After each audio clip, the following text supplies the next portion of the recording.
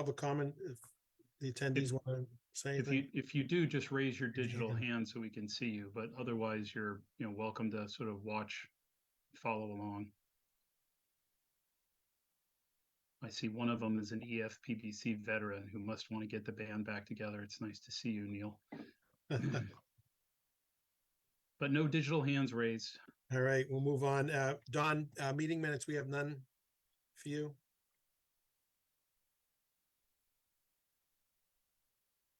Don, you're on mute. Yes, we at the next meeting we'll have them. Okay. Sorry. Perfect. Can I just share on Jay, related to Don's point? So we've been kind of working over the past couple of weeks to collect not just the minutes but all the attachments and be able to have those in a way that it's publicly accessible. So we've actually burned all those onto media, and I've spoken to our town's IT director. So this week he's going to help us get those over to the town manager's office. So presently the public can go to the government page and you can find our meeting schedule and our agendas. So that's really all you can see. So the plan is that that'll be uploaded to the server. So then anybody can also just click a different button and you can actually see the minutes and the attachments. So hopefully we'll see that in the next week or so. I mean, it's a lot of work because it's a lot of files, but we should certainly be in a position to get that over to Town Hall this week. So I want to thank Don for all his work. Thank you. Yeah, but everybody on the committee should know that I was able to upload PDF scanned copies of the entire set of minutes and all the attachments from like 2000 through 2018, and then that's where it started. I've got most of them out there, but that's why I asked Andrew. I may need to grab some of the boxes to go back and rescan some of the meeting minutes. And between what we've been doing since Chris set up the Google Docs file, if you go into that that file where all the meeting minutes are, you can look all the way back to 2000 if you want to go back that far and look at the history of the committee. All right, thank you. We'll move on to the high school, and the first is the concrete investigation. And Chris, you're going to handle that? Yeah. So first, I'm just going to ask Meg. Meg was not with us at last week's meeting. Did you get any update yet from SGH on the timing of their report? Because I know it must be close to the printing press. So reached out to Greg today. Okay. And I haven't heard back from him. I asked him when we would get the fee proposal for the next phase and then the report, and I'm waiting to hear back from him. So okay. So as Jay and I shared with the committee last week, we did have a brief Zoom meeting with so that's the principal in charge Meg's referring to. We had a meeting with the project engineer, shared a lot of more detail with us, a lot of photos, some of the analysis, the diagrams that have been prepared. And as I think we reviewed last week, SGH has confirmed through lab analysis 2 modes of failure for the structure. One is it's through salts, chlorides, which seems to be more topside presentation and deterioration, and then carbonation, and that's the presence of CO2. So 2 different modes of failure are going to require 2 different approaches just beyond the actual repair of the structure. It's not clear yet what those approaches will be, but yes, SGH is putting together a fee. They felt confident that it would be well under $100,000, but of course there would be quite a bit of additional testing involved as well. So at the last meeting, the committee authorized us to work with management and put together an article. The warrant closes this week, actually, on the 22nd. So if we want an article for funding for fall town meeting, there's multiple steps. The first step is for us to vote an actual article. It has been reviewed by council, so I'll pull that up here. Actually, Andrew, can I share screen for a moment? Let me pull that up, and I'm just going to blow this up. And I want to make it big enough that everybody can read it, so hopefully you can. Okay, so it's pretty generic. It reads, to see if the town will vote to appropriate a sum of money for testing and engineering services for repair and or remediation work associated with the Winchester High School, and to determine whether this appropriation shall be raised from free cash or available funds or take other action in relation thereto. A couple of different versions of this have evolved over the past week. Town manager felt it was really appropriate to go for free cash, so that's why we pulled out any reference to borrowing. And we've not really been specific here about the nature of the remediation because, as I said, we don't know yet what that looks like there might be vapor barriers installed, you know, in the crawl space. There might be some sort of mechanical ventilation to you know, move air through the crawl space. We just don't know. So this is what the article looks like. The motion would be similar to the article, but would be more specific. We absolutely have to have the dollar amount in time for voting the motion. And Meg, can you remind us what would the deadline be to come up with the motion-ish? Do we have a couple of weeks?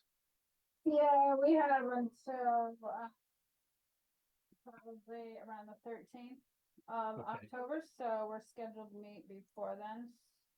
I Right. believe. So I think in an yeah. ideal world, Meg, we'd be great if we could get SGH's report distributed to the EFPBC so they have a chance to review it before the next meeting. And then, you know, in your role, you can work with SGH in terms of confirming how much money it would really take. We would need all that information to actually put the the motion together. And then the third element for town meeting is what we call the background, and that typically is a much longer paragraph or two or three where you actually can explain to town meeting what's going on and why we're asking for money. I think we'll know much more clearly what the remediation looks like once SGH can get that far. At this point, they've basically confirmed, sort of from a chemistry point of view, what's going on and why the deterioration is happening. They haven't yet fully figured out where the salts are coming from or where the CO2 is coming from. And I would also just remind, if I didn't mention this last week to the committee, I think Chris Conway had a great suggestion, which was for SGH to try to represent in some way how these repairs are going to give us, sort of what sort of lifetime, right, for these repaired areas. Is this a 5-year fix and it's X amount of money? Is it a 20-year fix and it's Y sort of money? So that's something else I think that they were going to work on for us, Meg. Anyway, I should shut up for a minute, Jay. That's it. I mean, we basically, we need a motion. I did read the article. If there's support of the committee to move forward, again, this is multiple steps. This sort of gets us a place on the warrant. And then we would certainly be getting the report, and we'll hear from Meg more about what kind of dollars we're talking about, but we were thinking something on the order of $100,000. And do you need this tonight, Chris, or on the 2nd? No, we need it tonight because the the Okay. deadline is the 22nd. And so I would, you know, in the interest of that and moving things along, given the support we had for this last week, I would make a motion to submit to management for the fall town meeting warrant, the article for repair and remediation of Winchester High School as presented.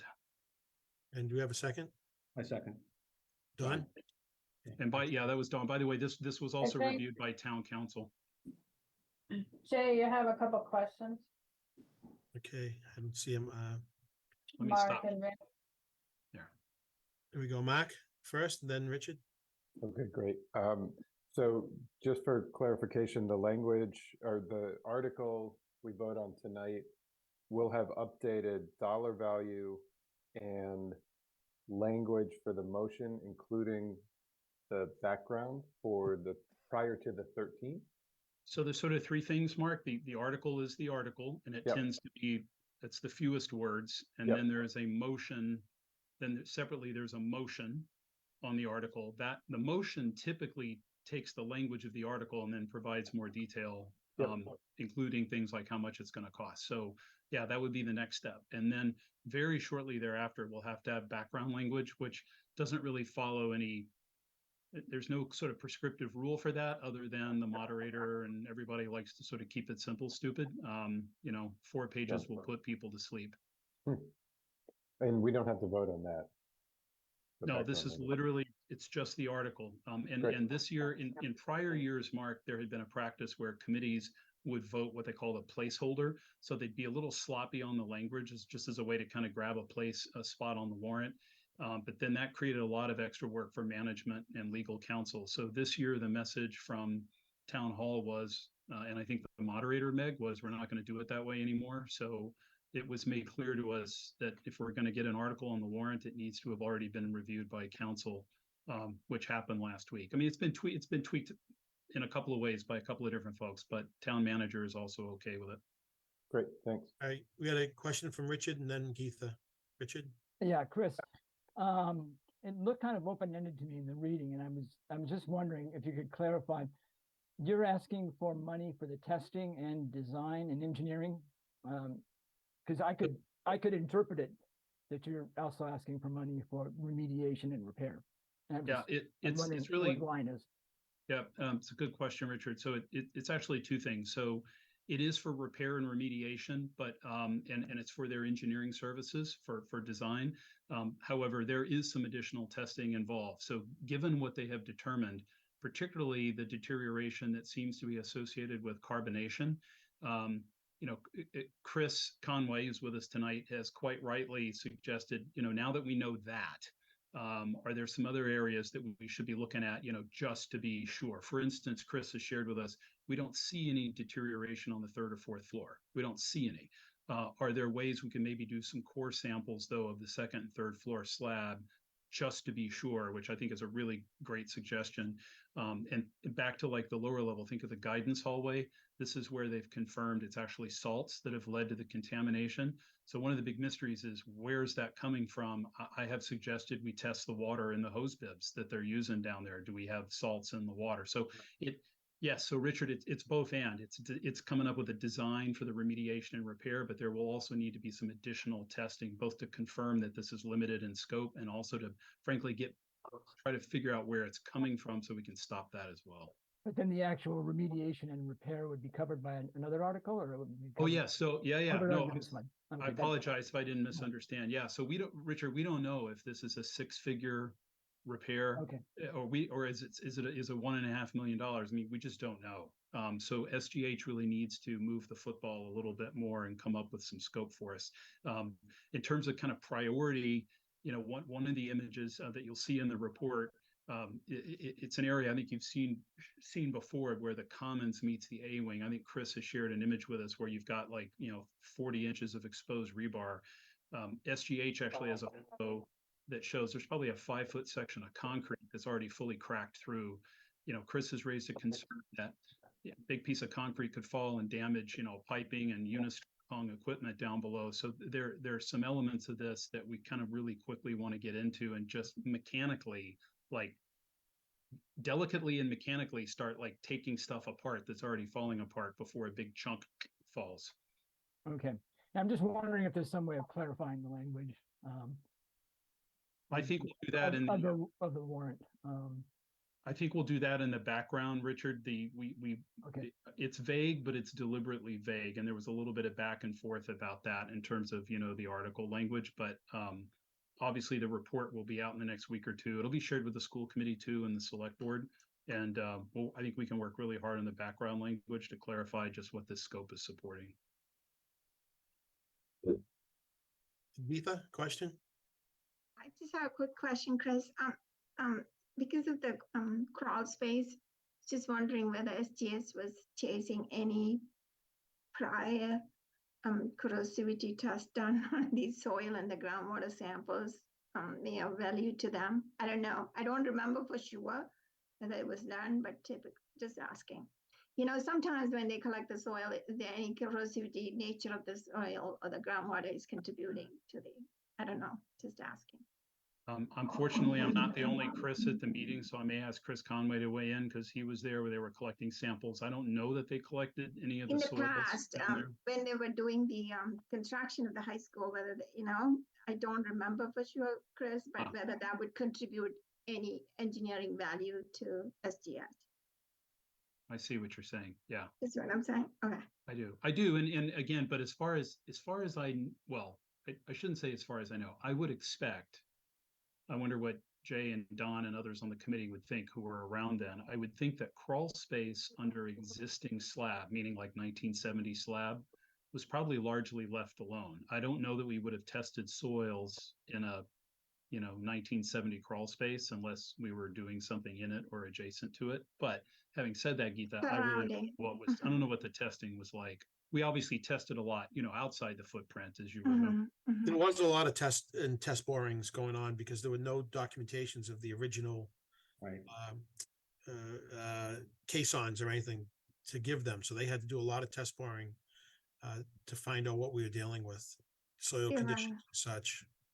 But that was out, I mean, not that that's far away, but that was outside the footprint, right, Jay? Right, but Outside the still- footprint, but in the in where the commons Mhm. are, in Okay. areas where the addition's going. So Oh, right. So if we Yeah. did borings in that like open central courtyard, that could be really helpful. Okay. right. Yeah, Got it. sometimes they throw a corrosivity test on the soil samples of groundwater, and I don't remember for sure. You know, it won't be right below the crawl space, but it will be in the vicinity. Yeah. That's No, all. Geeta, that's a great idea. I appreciate that. But Geeta's question reminds me of one other thing. You remember we had talked before about in the guidance hallway, it seemed to some of us kind of odd that, what, like an inch and a half of concrete, was being taken up and you could see rebar. SGH did comment that upper level rebar is set much shallower than what they would typically expect. Now they haven't, actually gone back to look at the original construction documents. So we don't know if that was a 1970 construction error, or if for some reason the CDs actually called for it to be there, but they did have the same impression. I mean, typically they would have seen that rebar a bit lower. It's only consequential because, whether it's the salts or the carbonation, it takes time to get to the steel. So the closer the steel is to the source of contamination, then, the more quickly it's going to reach the steel and it's going to rust. So I just wanted to share that. And they have a great presentation when they're ready to. They really do. Good job. When we're can't ready wait to for them. share it. I can't wait for them to finish the report. So Okay. Jay, we have a motion and a second. We just need Yes, so we'll do a roll call. Frank is not present. Lisa? Yes. Okay, Todd? Aye. Geetha? Yes, John? Yes. Okay, thank you, John. Colleen? Yep. Mark? Aye. Richard? Yes. All right, all in favor. Thank you very much. We'll move on to the pipe investigation, and Chris Conway, you're going to give us an update on that? Yeah, I got a little bit of information today. So SG&H is effectively finished with their first phase of the initial proposal, which was to come in, look at, just do a site assessment, look at what's there, take some samples, laboratory analysis and sectioning of the leak samples, and microscopy inspection of the leak samples. They've done that. There was no true report to be generated out of this initial phase. It was just sort of a analysis, see if what they can see with the piping. I received an email tonight, or about an hour ago, with some updates and confirming that there is corrosion in the pipes in the samples that they were provided with. Aggressive pitting and corrosion. They did a chemical analysis of the corrosion pits. They contain elevated levels of sulfur. And some further results on the root of the corrosion. They have a phase 2 that they originally included. It was a phase 1, phase 2, sort of a find out what you got and then find out where it's coming from. So the next phase would be the find out where it's coming from. They originally were thinking, because a lot of the issues were in the supply lines to the trap primers, that maybe it was from lines, from drains backing up, things like that. But where we're also seeing it upstream of the electronic trap primers, and with the vacuum breaker installed and things like that, it would be highly unlikely that sewer gases and wastewater would be making its way up there, especially on more than one occasion or more than one location. So the root of the cause for the corrosion is still unknown. Just what the corrosion is what they've been able to determine. So at this point, they've completed their first phase, the essentially just identify what's going on, provide some opinions, which they've done. But unfortunately, one of the opinions is they have no idea why this is being caused. Like, this is nothing they've seen before. They didn't have anything to liken it to. So the next phase would be removing good piping as well as other places that we've had piping, water chemistry testing, microbial testing, and then chemical analysis of the corrosion products is what would be in the second phase. And that's sort of where we're at this point.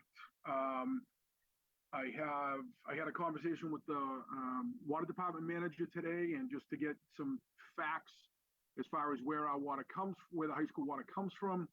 The high school is essentially only supplied by the water treatment plant. It would only be in a very weird, abnormal, very high flow situation that the system may take some water from MWRA, but the area that the high school is in would normally be served by the water treatment plant. I did ask if they do happen to test for sulfur in the water, and they do not, and he has had no recollection of that ever being tested in the past.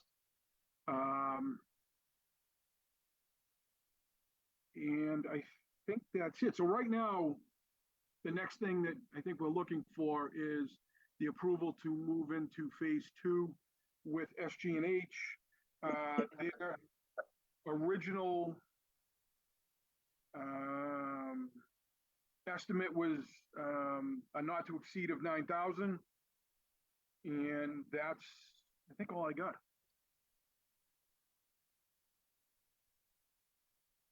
Okay.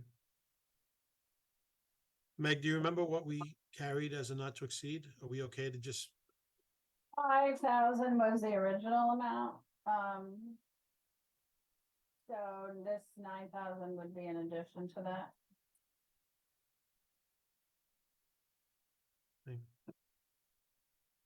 how do you want to do that? Do we need to put on the letter, or can we take a vote to give them another You can 9,000? vote, put it on the letter, but if you take a vote, then I can get it moving. You might vote it twice, because I'll forget that we already voted it, but if you vote it now, then I can have them send me something in writing and I can get them. Now I'm gonna have to get them under contract, Chris. He never sent me back. Crazy. Doing a Crazy motion. scientist guy, but well, this time I'll have to get him on. What were you saying, Mark? You want a motion? Yes, please. You want to do that? Okay, yeah, move to approve up to $9,000 for SG&H Phase 2 analysis of the piping at the high school. I'll second. Okay, Lisa, Yes. Todd, Aye. Etha, Aye. John, Yes. Colleen, Aye.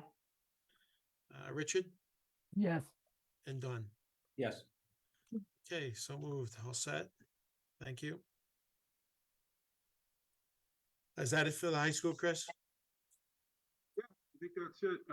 We did, you may recall, we were going through the issues with some of the rooftop units, and we had our annual inspection by the mechanical company and the equipment provider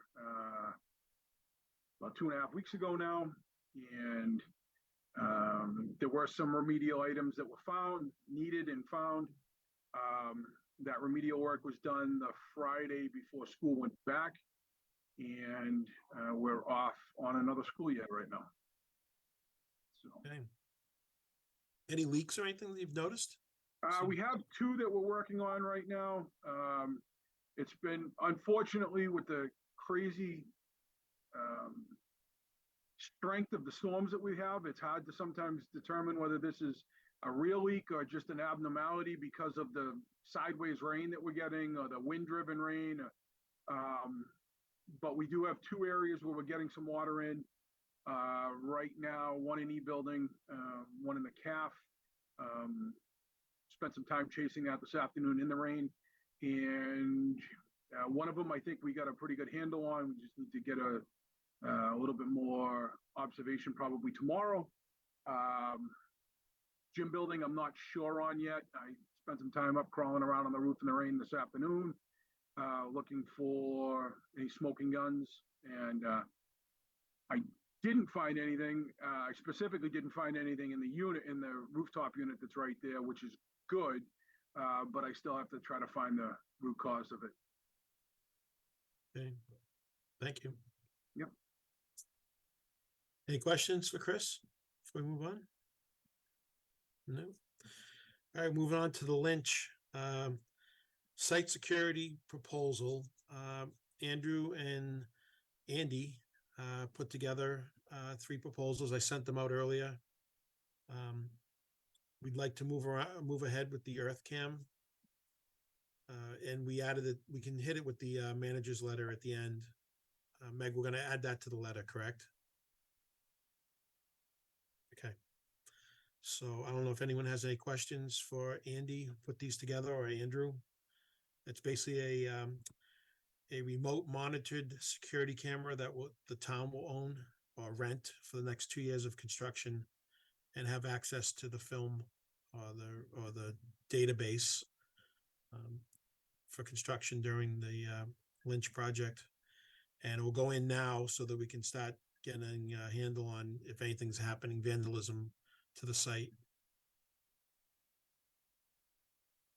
So Okay. We authorize Meg to go ahead and secure the contract from EarthCam for $15,936 for monitoring the Lynch site. okay, can I get a second? Jay, can I just clarify before a second that that's coming out of owner's contingency, correct, Andy? Yes, correct. You anticipated my so question, Chris. Great, thank you. I'll second that. Okay, Chris, do a roll call. Lisa?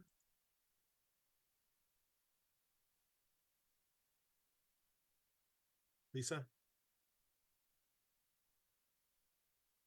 She's still on? Yeah. Okay. I'm here, just couldn't unmute. I'm here, yes. Yeah, are you in favor of Sorry, it? it's just not working right. Yeah, sorry. Okay, Yes, I'm for it, yes. okay. Todd, Aye. Geetha, Aye. John, Aye. Colleen, Aye. Mark, Aye. Richard? Yes. Thank you very much. Okay. That moved, and we'll add that to the manager's letter at the end. Okay, so we'll get that going. Pedestrian bridge. So there was going to be, I sent out a memo from TAPE on Saturday addressing some concerns. Geetha has done some research. TAPE is not on tonight, and they need a little bit more time to put some items together, and they will be addressing it on the 2nd and hopefully get all the questions answered. There's some filing clarifications that had to take place, and the gist of it is the bridge needs its own meet for filing, from what I'm gathering. It needs a article 91, a chapter 91 license. So Okay. they'll put together a fee proposal to submit the chapter 91 license application. And Niche will do that again, or? Niche is gonna do that Okay. under TAPE's. But you need the proposal. And we should have that. I did look into the previous bridge work that was done on the vehicular bridge, and that is wasn't structural in nature, just maintenance and repair, so we're all set there. Oh, that's good. Yeah, I don't know how we'll have to respond to that officially, but we'll figure that out when we work with them. Okay. So we'll have a follow-up on that on the 2nd. I thought there was some note that it wasn't like you couldn't have had done work on the bridge, but it was something like the work had to have been you can't do any unauthorized work on the bridge. I mean, there seems like a lot of caveats we can probably work around, given that it wasn't like we weren't replacing any structural T's or anything. Yeah, I'm not that concerned about it. I mean, it's just kind of an odd thing for them to be doing, but I don't know what, they're playing catch up or something. Hmm. And But Jay- we'll address it. Jay, can I also just offer, for the committee's benefit, as I understand it, I want you or Meg to correct me if I'm wrong. We're all set in terms of the actual building. The building requires no more MIPA filings. It's fully permitted. We're all set. What niche caught, and I gather VHB did not, but that there was a footnote in one of their reports that applied to the bridge requiring a filing, and that can take anywhere from 6 to 9 or 12 months. But Concom has already basically banned us from constructing anything there when the fish are moving. So it doesn't seem to have a huge impact on the schedule of the project. But the elementary school itself is not impacted by this. Is that right? Okay. Ethan, you have a question? Yeah, James, so maybe a couple of points I'd just like to say. Maybe I'll start up. Initially we appropriate some money for VHB for permitting. Is there any money left? Maybe, for the DUCOs, if there's a separate money allocation for niche, the question came to my mind. And is there any money left, and could that be transferred? And then I believe when the bridge work was assigned to niche, was there some allocation done? And I typically, when that also would have included some permitting, because knowing the bridge work that's going to take place, it's a no-brainer that the permitting would be required. So what I was wondering, in the original design fees, was the permitting included? And I think the way the MIPA filing went in, if you just read it, it was like, oh, by the way, we are filing for the, what's the right word? For the removing from the wells.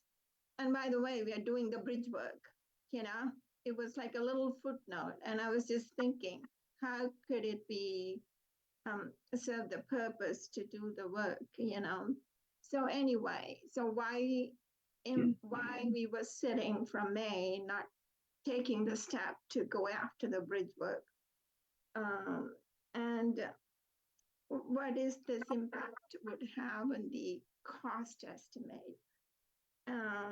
Those are things coming to my mind. Maybe do we need to consider 2 more devolve or anything?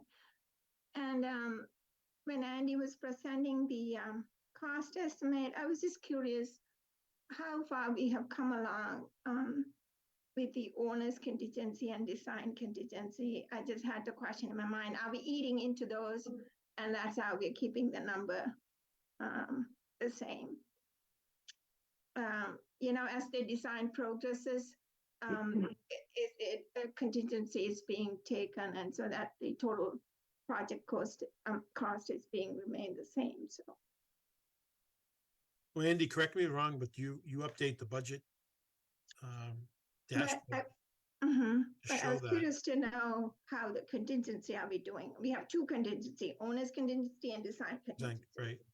Right. So when we started, how much we were at the 60, how far, and then 90 are we eating into those? I can answer that. So on the cost estimate itself, the estimator, they carry the design contingency. Right now, we still have 1% in there, and also another close to like 0.9% on the escalation. So those are is not the budget that we carry. So right now we still have 10% on the construction contingency that we still haven't used yet. There's about $6 million that we have not touched yet. Owner's soft cost contingency, we still have about 300,000. So those were not touched yet. But within that estimate that we presented last week, we're like about $35,000 under the construction budget. However, within that we have about a little bit over $1 million in the The estimator, they call it design contingency, just because like right now we're only at 90%, so there may be a couple of things that the designer may have missed, so that 1% will that $1 million kind of like to adjust that, and is within that budget. Does that make sense, Keitha? Thanks, Andy. Maybe I'll just take a look at it, I guess. But maybe a little cheat sheet or the graph. But for the for our construction contingency, we still have over $6 million. That 10% we have not touched yet. No. Okay. And the real soft cost contingency, we still have over 300,000. That's the remainder. And Geetha, I can tell you that in VA Yeah. contract, there is no available funding remaining to use for niches permitting of the pedestrian bridge. Okay. You would ask Right. if there was any remaining funding in the vote for the MIPA filing, and there is not. Okay. So anyway, now the concern is how this timing, whether it would have on the construction pricing, but anyway, how this two staging or whatever, that's the other question that I had. Now do they need to do 2-stage mob to do the bridge again? If the permitting won't be on time.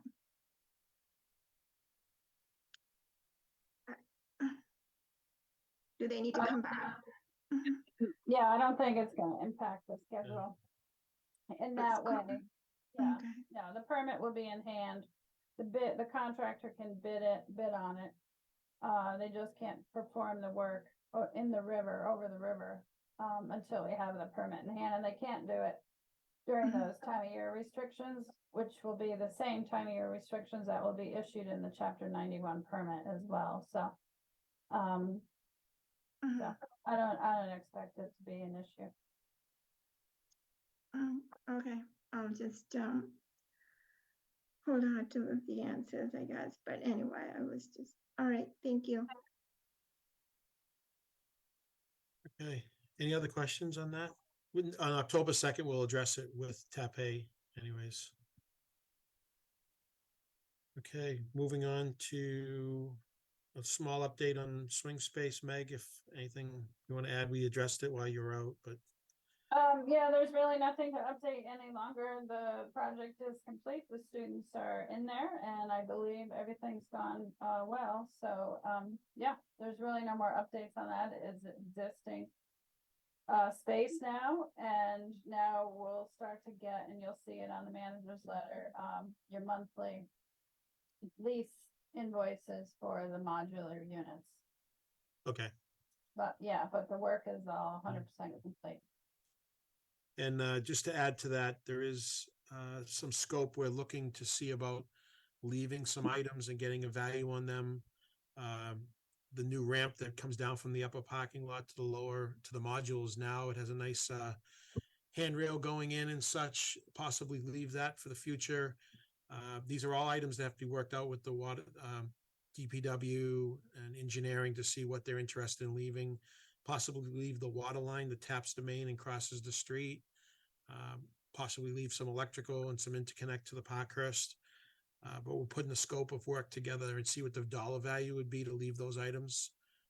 Right now, the specs call to rip it all out and go back to the way it was. And it just seems a waste on some of these items to rip it out. So Good. see what that is as it progresses, but it's in the works.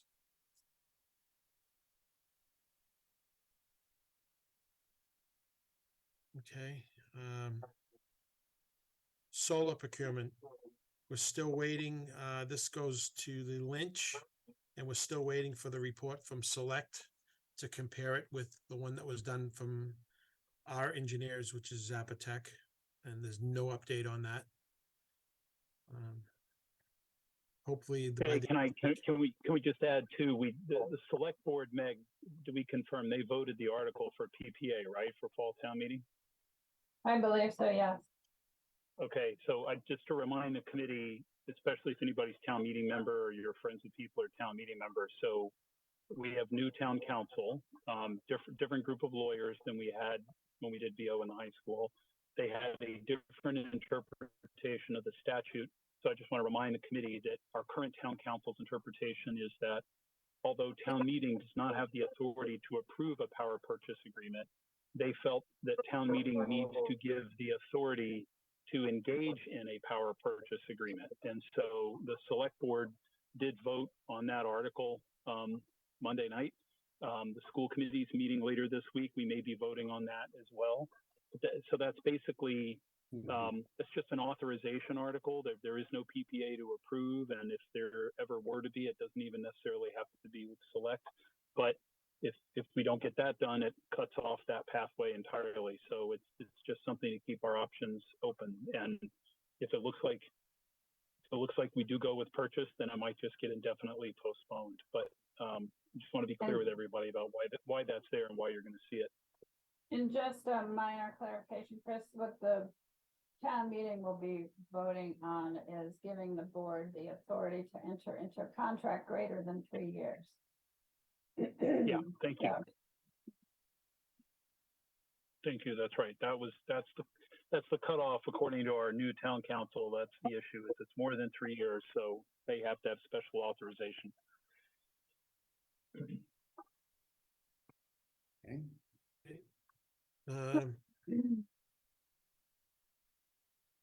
Okay, payments and authorizations. Andrew, are you able to share that? Let's see. That letter, I don't have that letter with me. I have a link. Yeah, Margaret's gone.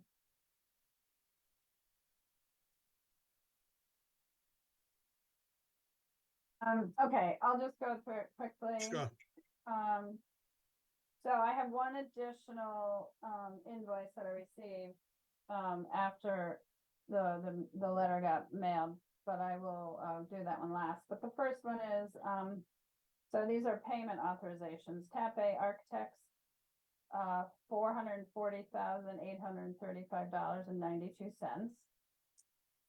Hill International's monthly invoice and the amount of $63,120.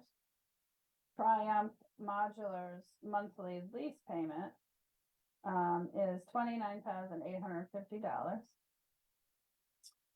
Daily Times Chronicle advertisement. This was for the pre-qualification advertisement, I believe.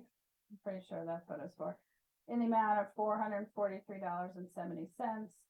And then Wakefield Moving, they were the moving company that assisted Andrew in moving out of the Lynch and into the modulars. $51,420. And then the invoice I just received is from LEC Wetlands Company. They performed the wildlife habitat that we had to have prepared for the Conservation Commission. And that invoice is in the amount of $1,711.20. So I want to get that one approved tonight as well. Then I have 4 spending authorizations, one of which you already voted for EarthCam.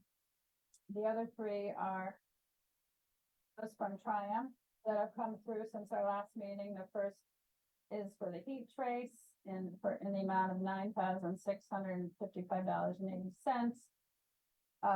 19 is the remote annunciator, which in the amount of $3,973.36, and then a panic button installation in the amount of $1,102.31. Those last 3 items were requested. I feel like we might have approved number 18, but I can't remember. But that was requested by the water department, and 19 and 20 were requested by the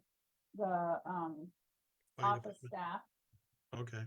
Yeah, at the Lynch, so that and between the kind of the fire department, police department, and office staff, so that there was some more direct information. And then of course the panic button allows the admin to have a way to, you know, alert the police if there's an active shooter situation. Meg, can you So repeat the those- wetland real quick? Oh, the- sure, yeah, it's in the amount of, it was LEC is the name of the company. Okay. And it's in the amount of $1,711.20. Thank you. And then, the high school, I just have one payment authorization, that is for SG&H in the amount of $11,400. And that is it for tonight. And of course, the Earth Cam, which we discussed earlier. Right, and we'll pencil in the phase 2 water investigation too. Onto the same letter, right? Yes, yeah, So you can get it all. yeah, oh yeah, I forgot about that already. Meg, I have a dumb question. I'm sorry, because I was transitioning from my computer to the phone tonight when we were talking about SGH and the piping, but is this 11,400? Is that for the piping scope or the concrete scope? No, the concrete, so Okay. the total Can you value maybe, of do you mind maybe just making a note on this, after we vote it, just so we can maybe keep that straight as attachments in terms of what it's going towards? Sure, it should say on the invoice, but yes. Yes. Just because we have two separate exercises going and one of them's about to go to fall town meeting, but not the other one. Yep.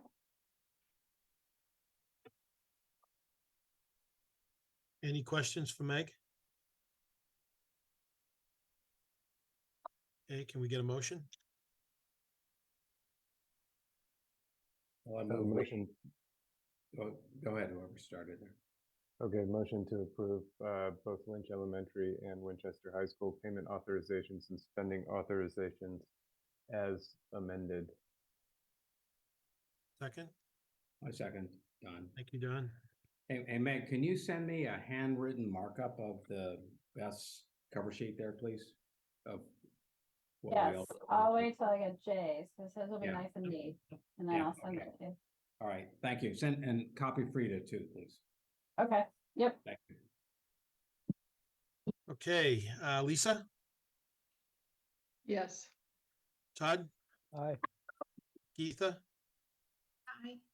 John, Aye. Colleen, Aye. Chris, Aye. Richard. Aye. Okay, so we're all in favor, passed.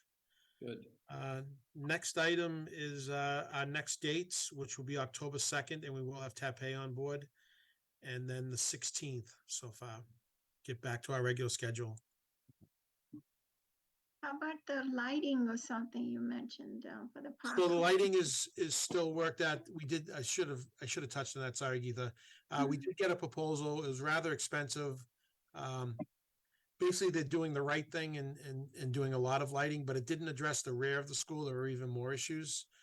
So we're looking into maybe Eversource doing some rented lights.